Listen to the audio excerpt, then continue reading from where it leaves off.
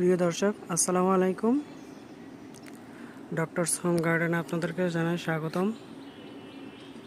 আমি আপনাদের সামনে আজকে আরও একটি বাম্পার ফলন নিয়ে আসলাম। সেটা আশা করি গাছ দেখে আপনারা বুঝতে পারছেন কী বিষয়ে আমি কথা বলতে যাচ্ছি।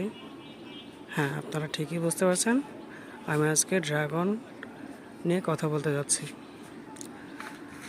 বাসাবাড়ির ছাদ বাগানে যে এত সুন্দর ড্রাগন হতে পারে এর আগে হয়তো আপনারা দেখেছেন, কিন্তু তাদের থেকে এটা একটু ভিন্নতা পাবেন অবশ্যই।